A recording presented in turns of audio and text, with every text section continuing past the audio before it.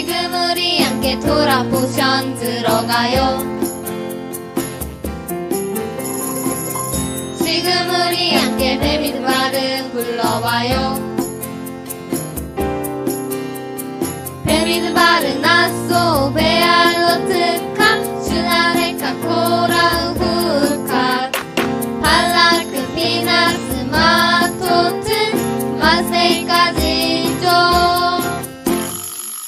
안녕하세요. 발라크를 시작하려고 합니다. 베미드바르 민수기 여호와의 군대 정렬 벌써 7번째 발라크에 와 있습니다. 이 주간을 보면서 여호와의 군대 정렬이 어떻게 완성돼 가고 마무리돼 가는지를 볼 수 있을 것 같습니다. 마지막 때에 예수와의 군대 포도주로 부어지는 전제적인 삶과 오직 여호와만을 기업으로 삼는 제사장들이 일어나는 새로운 세대가 노래와 명령을 통해서 우물물을 파는 세대가 일어나는 것을 보고 있습니다. 이번 주는 발라크입니다. 이방인의 이름 발라크는 이방 모압 왕의 이름입니다. 발라크를 통해서 여호와의 군대가 어떻게 새롭게 되는 세대 위에 발라크가 주는 것이 무엇인지를 보고 싶습니다. 발락입니다. 민수기 22장 2절부터 25장 9절까지인데 오늘의 주제가 심상치 않습니다. 왜냐하면 여러분이 잘 알고 있는 것처럼 이 발라크의 주관에 있어서 대부분의 주인공은 발락이 아니라 거짓 선지자 발람인데도 불구하고 발락으로 잡은 이유를 생각해보는 주간이 될 것 같습니다. 십볼의 아들 발락이 이스라엘이 아모리인에게 행한 모든 일을 보았으므로 십볼의 아들 발락 모압 왕 발락이 이스라엘이 아모리 왕 시온과 옥을 점령하는 장면을 보고 일어나는 사건입니다. 발락 십볼의 아들. 오늘 인물들을 보고 싶은데요. 특별히 이 40년째 들면서 지난주까지 새로운 세대가 리더십이 교체되고 이제 모세만 남아 있습니다. 아론과 미리암도 죽고 아모리 왕 시온과 옥 왕을 점령하는 사건이 벌어졌고요. 그 다음에 지휘관들이 새로운 세대의 지휘관들이 우물물을 파면서 요단강 근처로 접어들면서 가나안 땅을 점령하는 새로운 세대가 일어난 사건입니다. 그런데 이러한 하나님의 군대가 굉장히 새롭게 전진해 올 때에 세상 나라는 어떻게 반응하는지를 볼 수 있겠죠. 누가 등장하는지 볼까요?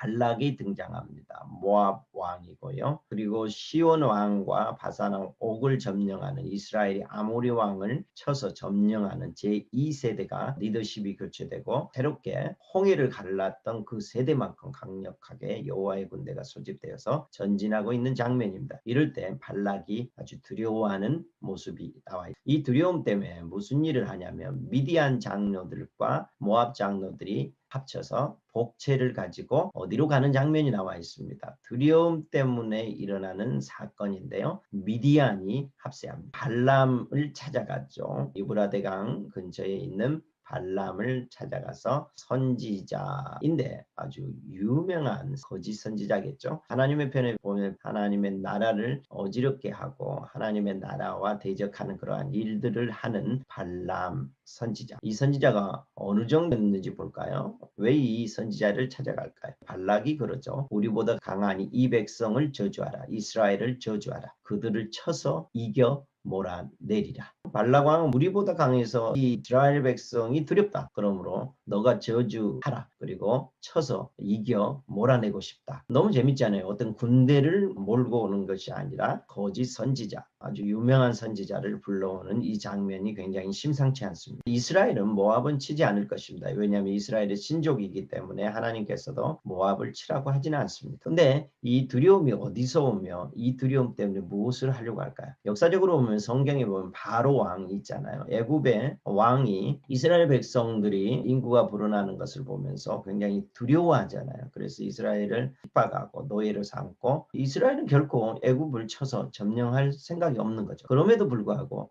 애굽 왕 바로는 두려움을 느끼죠. 예수와 때도 마찬가지예요. 예수와께서 오셨을 때 물론 사두개와 바리새인도 시기하고 두려워하지만 로마도 총독도 두려워하죠. 그리고 예수와께서 70명의 전도를 보냈을 때 세례요한을 죽인 헤롯이 굉장히 두려워하는 장면이 나와 있습니다. 초대교회도 마찬가지. 초대교회에 성도들이 일어난다고 해서 땅을 뒤집어 엎거나 그러지 않죠. 근데 굉장히 두려워하는 모습이 나와 있습니다. 하나님의 나라가 소집되고 정렬되고 어떠한 일들을 할 때마다 세상은 굉장히 겁을 먹게 되고 두려워하면서 거기에 공격하는 일들이 벌어지게 되는 거죠. 이 두려움이 와서 무슨 생각을 하냐면 이 두려움으로 인해서 이 백성을 저주해야 되겠다. 그들을 쳐서 몰아내야 되겠다라고 생각하는 거죠. 보통 하나님의 백성들이 흥황하고 일어나면 그 나라와 도시와 그곳을 점령하고 이러지는 않거든요. 굉장히 좋은 쪽으로 하죠. 그런데도 불구하고 세상 나라는 어떻게 해요? 두려워해서 하나님의 나라를 백성들을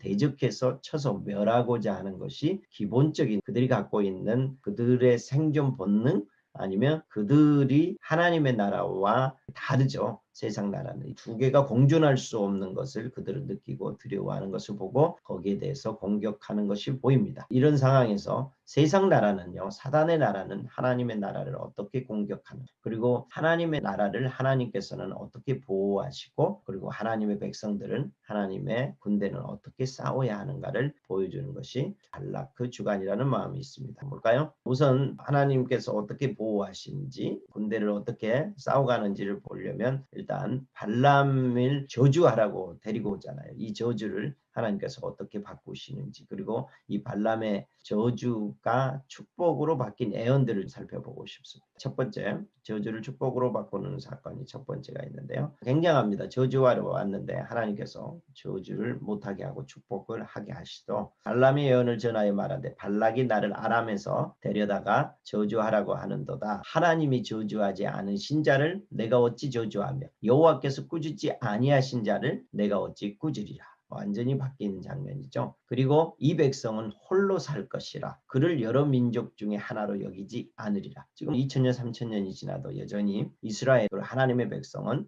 홀로 살고 여호와만을 의지하며 살고 그를 여러 민족 중에 하나로 여기지 않죠. 이건 대단한 것 같아요. 나는 의인의 죽음을 죽기 원하며 나의 종말이 이스라엘과 같기를 원한다라고 엄청난 복을 선포하는 모습이 첫 번째 나와 있고요. 두 번째 볼까요? 하나님은 사람이 아니시니 거짓말을 하지 않으시고 인생이 아니시니 후회가 없으시도다. 어찌 그 말씀하신 바를 행하지 않으시며 하신 말씀을 시행하지 않으시랴. 야곱의 허물을 보지 아니하시며 이스라엘의 반역을 보지 아니하시는도다. 여호와 그들의 하나님이 그들과 함께 계시니 왕을 부르는 소리가 그 중에 있도다. 그의 힘이 들소와 같도다.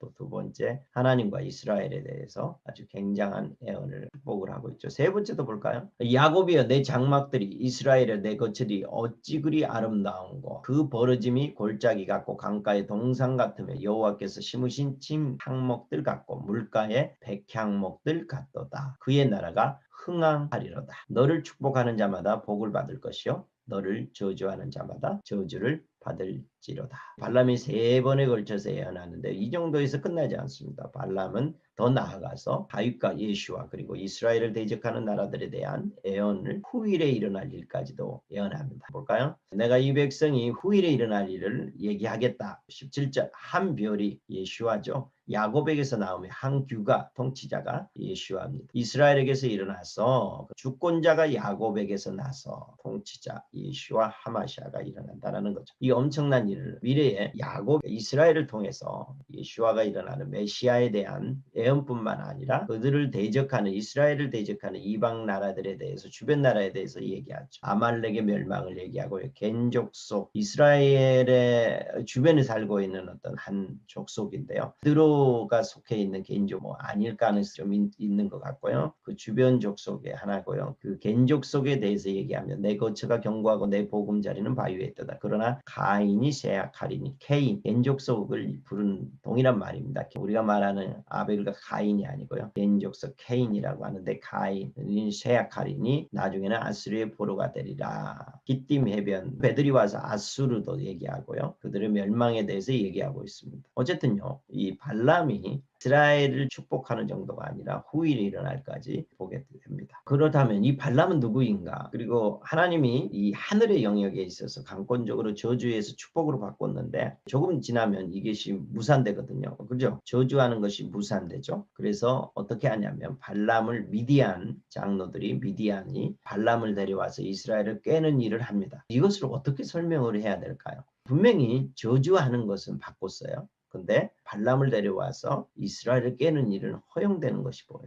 오늘 발라크에서 하나님의 영역과 사람의 영역을 볼 수 있다는 마음이 있습니다. 그렇다면 이 발람은 처음부터 어떤 존재였는지를 보고 싶습니다. 발람을 볼까요? 그는 누구인가? 민수기 22장 6절은 저주하라. 저주하는 자마다 저주를 받는 것을 보았다. 그러므로 이 발람은 그 당시에 가장 유명한 선지자. 너가 선포한 대로 되더라. 그러므로 너가 와서 이스라엘을 저주해. 그러면 그들이 저주받고 멸망할 것이다. 어마어마한 믿음이잖아요. 그리고 그것이 하나의 허상이라면 이 일은 그렇게 중요하지 않아요. 그렇죠? 근데 이것이 그가 저주하는 대로 저주가 이루어진다라는 것이 여호수아 13장에 이렇게 있습니다. 이스라엘 자손이 그들을 살육하는 중에 부올의 아들 점술과 발람도 칼라로 죽였더라. 굉장히 유명한 점쟁이 선지자, 거짓 선지자라고 얘기를 할 수 있죠. 세상 나라에 있어서는요, 굉장히 중요한 위치에 있는 거죠. 이 세상 나라에서 이가 점을 치고 그다음에 선포하는 대로 이루어지는 거죠. 베드로후서 2장 15절 한번 볼까요? 그들이 바른 길을 떠나 미혹되어 미혹하는 일에 있어서 어떤 세상 사람들을 세상 나라 가운데서 점을 쳐서 비룡을 선포하고 그것이 이루어지는 중요한 위치에 있는 거죠. 사람들을 미혹해서 그 일을 계속해서 시행하게 만드는 자이죠. 그는 불의의 삭을 사랑하다가 자기의 불법으로 말미암아 책망을 받되 결국은 자기의 욕심을 챙기고 삭을 위해서 한다라는 거고 그 하나님의 나라에 있어서 불법이라는 거. 그래서 나귀가 사람의 소리로 말하여 이 선지자의 미친 행동을 저지하였느니라. 하도 막강하죠. 그리고 이가 저주하게 되면 이스라엘 백성에게 미치는 영향이 크죠. 그래서 하나님께서 저지하는 건데 누구를 통해서 저지해요? 가지 마라 하는데 말 안 듣죠. 처음에는 이게 하나님의 이게 음성을 잘 듣는 것 같은데 결국은 거짓 선지자라는 거예요. 결국은 하나님의 법에 반대하는 일을 하게 되는데 가서 저주할 게 뻔해요. 안 한다 해놓고 가서 돈 받고 할 게 뻔해요. 확실하게 하나님께서 저지하기 위해서 나귀를 통해서 못을 박죠. 만약에 이 나귀 사건이 없다면 발람은 가서 저주했을 가능성이 크죠. 하나님이 강권적으로 너의 목숨을 내가 취할 수 있다. 그러므로 너 갖고 있는 저주를 할 수 없다. 축복하도록 하는 거죠. 그의 목숨이 하나님께 달렸다는 것을 보여주면서 저지하게 됩니다. 여러분 하나님께서 저지하는 사건을 보면은요 역으로 추적할 수 있죠. 이 발람이 산에서 저주하게 되면 그것이 이 땅에서 이스라엘 백성의 영향을 미친다라고 보는 거죠. 그래서 하나님께서 강력하게 저지하는 장면이 나와 있습니다. 그런데 우리가 고민되는 게 그 다음이에요. 그 다음. 미디안과 발람이죠. 그래서 발람이 떠난 것 같아요. 근데 자기 집으로 안 가요. 어디로 가요? 미디안 장로들이 발람을 모셔오죠. 그래서 어떻게 하는 거예요? 저주를 축복을 하는 것에 대해서는 내가 동의하겠다. 이걸 막는 것에 대해서는 어떻게 할 수 없지만 너가 이제 다시 한번 생각해라. 어떻게 하면 이스라엘 백성을 무너뜨릴 수 있는지 방법들을 만들어내라 했을 때 발람이 너희들이 제사 지내면서 이스라엘 남자들을 지휘관들을 초대해라. 그리고 그 음식을 먹이고 그 다음에 제사 드리는 것들을 먹이고 그 다음에 그곳에서 여인들을 통해서 음행에 가담하게 해라. 그러면 그들은 무너질 것이다. 근데 어떻게 해요? 실질적으로 무너져요. 그리고 음행에 가담하게 되죠. 그리고 연병으로 말미암아 24,000명이 죽는 24,000명이 어마어마한 숫자. 그것도 이름 있는 자들. 2세대들이요. 지금 2세대들이 어떻게 했어요? 모세가 반석을 쳐서 38년 된 방식으로 일어나서 가나안 땅에 못 들어갔지만요. 이 세대들은 일어나서 우물물도 팔고 아모리 왕 두 왕을 죽이는 사건까지 벌이죠. 그리고 승승장구하면서 여호와의 군대로 새롭게 태어나는 모습이 나와요. 그런데 모압 왕 발락이 이 군대를 두려워해서 저주해야 되겠다 했는데 저주는 실패해요. 그렇지만 미디안 하면 제사장 나라거든요. 제사장 어떤 족속인데 미디안이 이 발람 선지자를 끌어들여서 음행하게 만들면서 24,000명 이 새로운 리더들 죽는 사건이 벌어요. 이건 굉장히 큰 타격이에요. 근데 여기서 질문해보고 싶은 거고 저주하는 것은 저지하셨어요. 그렇죠? 주님께서요. 음행하는 것도 저지하실 수 있잖아요. 근데 왜 저주하는 것에 있어서는 하나님이 저지하시면서 미혹당하고 음행하는 것은 저지하지 않으시냐는 거예요. 이것이 오늘 발라크가 주는 우리에게 굉장히 중요한 포인트라는 마음이 있습니다. 우리가 보통 하늘의 영역이 있고 땅의 영역이 있다고 생각해요. 그리고 이건 실제예요.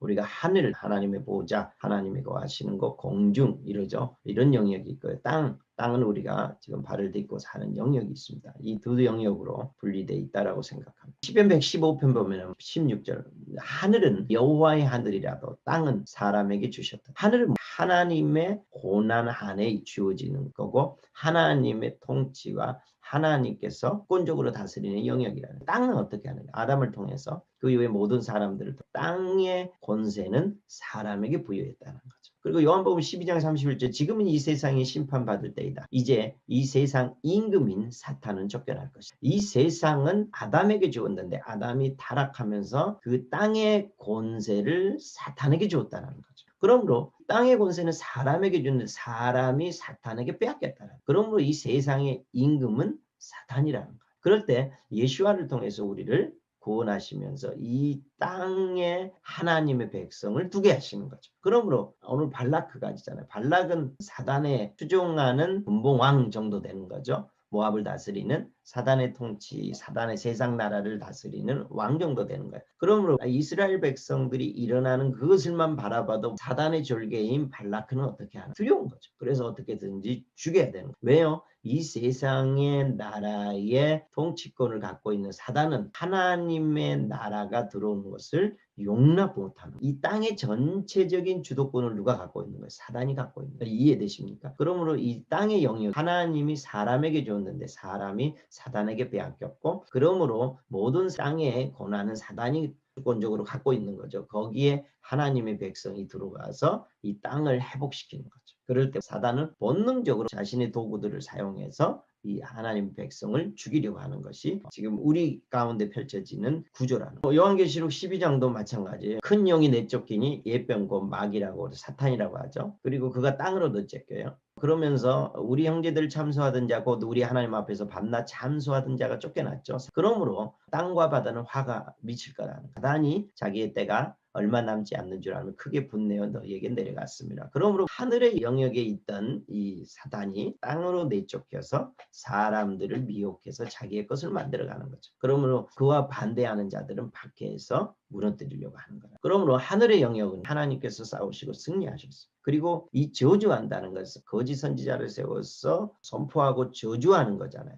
저주하는 거고, 하늘을 향해서 저주하는 거고, 하늘에 있는 권세를 가지고 이 땅에 있는 사람들을 심판하고 저주해서 무너뜨리려고 하는 것이 선지자잖아요. 선지자가 지금 산에서 선포하는 영역은 하늘의 영역에 해당된다라고 생각해요. 그러므로 하나님께서 개입하셔서 그걸 못하도록 막으시는 거죠. 그리고 이스라엘을 보호하시는, 땅의 영역에서는 사람들이 갖고 있기 때문에 그 사람들이 싸워야 되는 영역이라는 거죠. 발람이 하늘의 영역에서 저주해서 선포해서 무너뜨리려고 했어요. 그런데 하나님께서 이걸 막았죠. 그러므로 미디안 장로들이, 제사장들이 이 발람을 끌어들여서 땅의 영역에서 싸움을 펼치는 거죠. 여호와의 군대, 하나님의 나라의 중요한 역할을 세 영역이 있는데 왕과 제사장과 선지자입니다. 그런데 이것을 그대로 카피하는 게 세상 나라죠. 사단도 왕과 제사장과 선지자를 세워서 세상을 통치할 뿐만 아니라 하나님의 백성을 무너뜨리려고 하는 거죠. 그래서 여기 보면 발락 왕이 있고 제사장 나라 미디안이 등장하고 거짓 선지자 발람이 등장합니다. 이것이 어떻게 펼쳐져 있는지 볼까요? 자, 왕, 선지자, 제사장이 모세 시대에 어떻게 펼쳐지고 마지막 때에도 그들의 대적의 목적이 무엇인지 볼 수 있습니다. 하나님 나라 볼까요?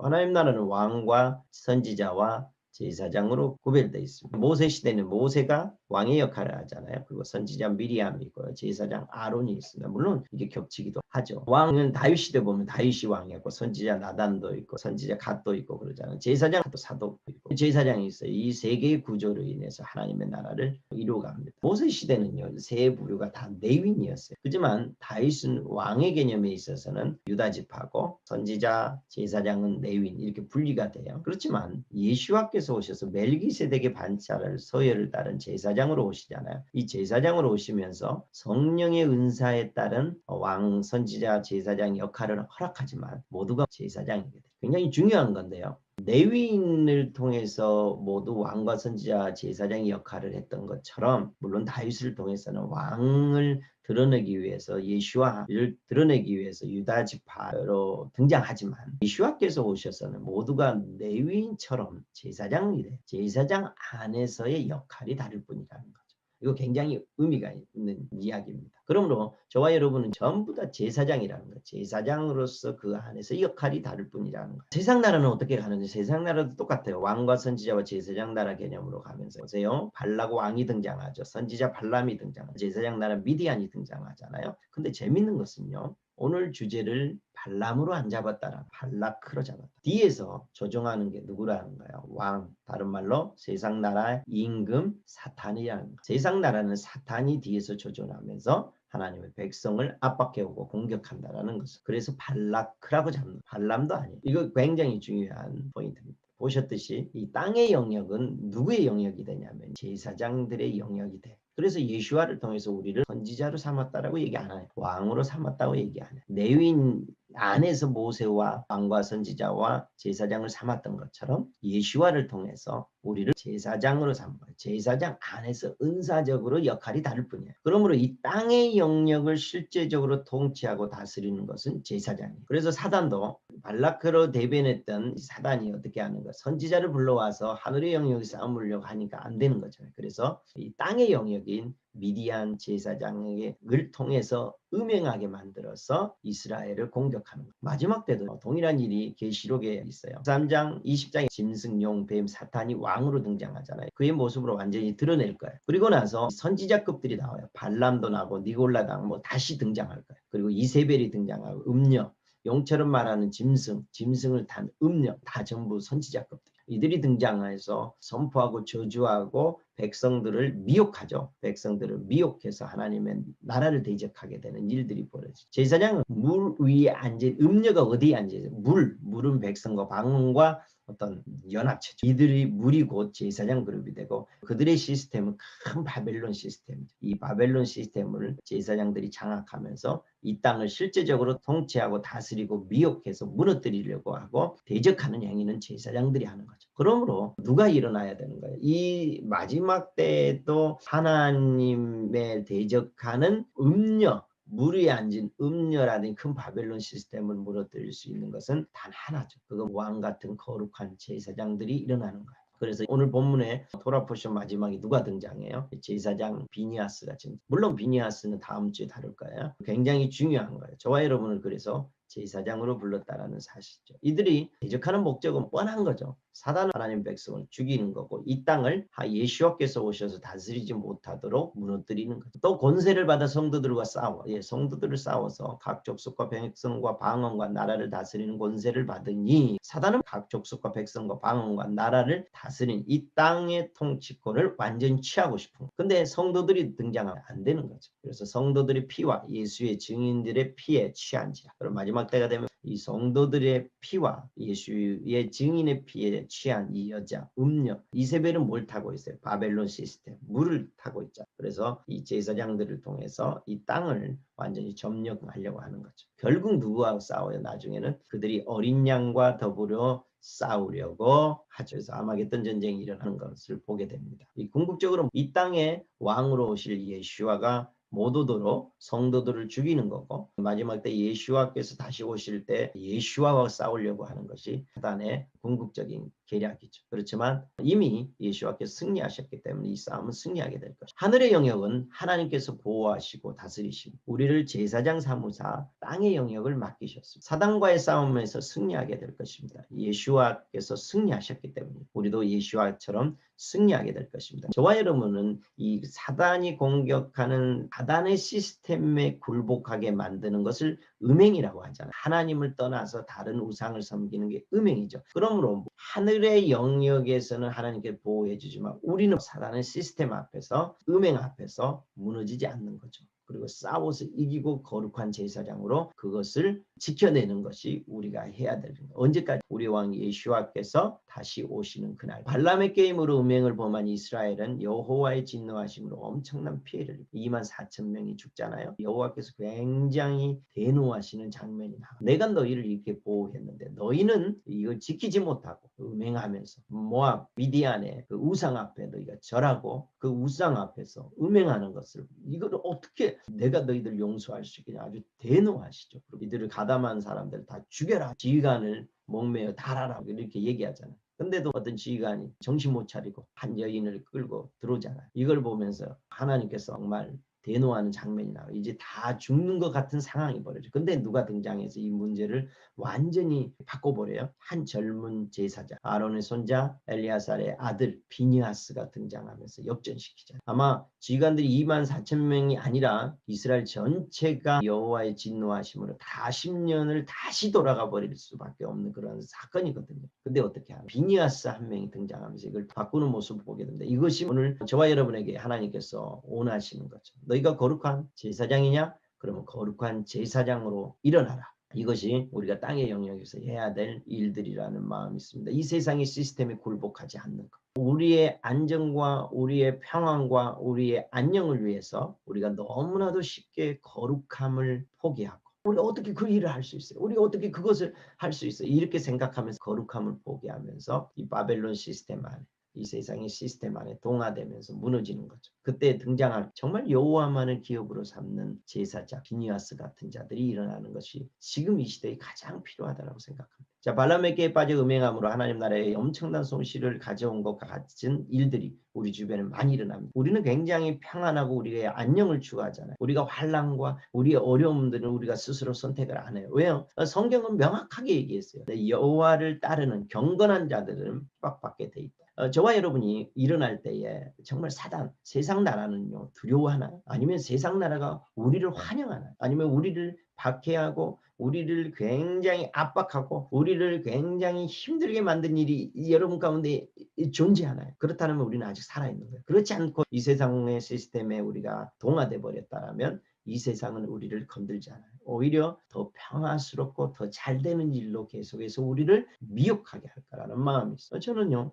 세상의 시스템과 바벨론의 시스템과 하나님의 나라의 시스템은 절대 공존할 수 없다고 봐요. 그런데 주변에서 일어나는 일은 하나님의 나라에 엄청난 손실이 일어나는데도 불구하고 우리는 이 바벨론 시스템, 세상의 시스템을 너무 좋아한다는 것. 그리고 거룩한 왕의 시스템을 우리가 갖지 않는다라는 거죠. 그래서 오늘 저와 여러분이 원하는 것은 비니아스처럼 일어나는 거룩한 제사장들, 즉 여호와만을 기업으로 삼는 거룩한 제사장들이 일어나기를 소망합니다. 정리해 볼까요? 이번 주 발라크는요. 세상 나라의 공격을 알고 비니아스처럼 반격하는 주간이 될 거라는 마음이 있습니다. 이번 주 발라크입니다. 세상의 어떠한 공격에서도 무너지지 않는 비니아스와 같은 거룩한 제사장들이 일어나는 주간이 될 것을 선포합니다. 기도할까요? 하나님 감사합니다. 이 시간을 계속해서 보면서 이 마지막 때가 가까이 왔다라고 생각하지만 우리의 몸과 마음은 오히려 안일해지고 평안을 찾고 또 우리의 몸과 마음은 이 세상의 시스템에 어떻게 잘 적응할까에 포커싱이 가 있습니다. 주님 우리를 불쌍히 여겨주십시오. 우리의 마음이 이 세상에 잘 적응하고 살까가 아니라 이 세상을 거스리는